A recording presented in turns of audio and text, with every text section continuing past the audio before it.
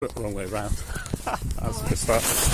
That's okay. It's funny what she's done. I can't do it either. Okay. My family said it's a lovely view of the ceiling you showed. Yes, exactly. That recording. It's recording it. Yeah, it is.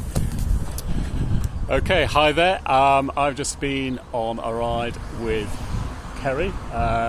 Kerry and I met when I stopped outside his house because I needed to spend some time before the folks came home where I'm staying, and we got chatting, and he very kindly invited me out for a spin later on. We've just returned from that. I've put Kerry on the spot here a bit because I've just spontaneously asked him if he'd like to talk us through a little bit about his pride and joy. So over to you, Kerry.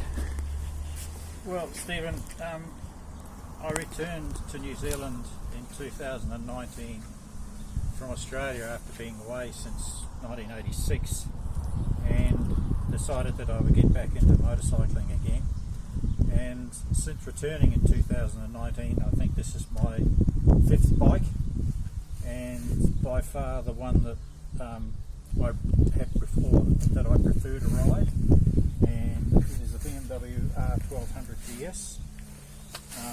I did not buy it new. I bought it second hand. I'm the second owner, but I just fell in love with it from the moment I got on it. It was it's an excellent bike, particularly for long distance touring.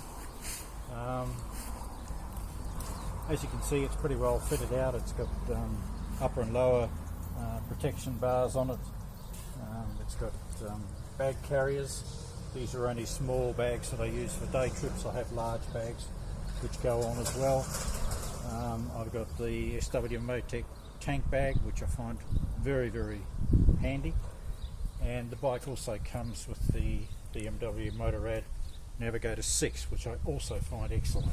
A lot of people don't like it, but I find it to be an excellent piece of gear. The bike is very economical at just general cruising speeds. On tour I get about 4.5 litres per 100 kilometres. Wow. Fuel, which is close to 60 miles to the gallon. Yeah. And really you can't complain about that. No. Probably the only thing about it, and BMW motorbikes are renowned for it, is the gear change is very clunky. But that's a fault that all of them have. Whether it's a fault or not, I don't know. A feature, let's call it a feature. A feature. It's interesting. I can sympathise with that feature because my Yamaha TDM is notorious for having a clunky third gear, and you ask on forums and in shops and things, and they all just say they all do that, sir. Yeah, so yeah. That's right. Yes, that's right. So I'm very pleased with this bike. It's by far the best one that I've owned, as I said. The only addition that I've made to the bike really is that I found that the windscreen, the standard stock windscreen, was a bit buffety and a bit noisy on my helmet.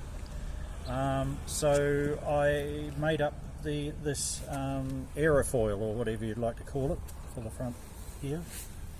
It's just 3mm clear perspex stuck together with some hot glue and attached to the windscreen with some double-sided tape, and it does the job perfectly.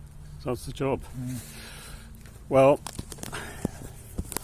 maybe I should have spoken to Kerry before I came to New Zealand, because something that I did was on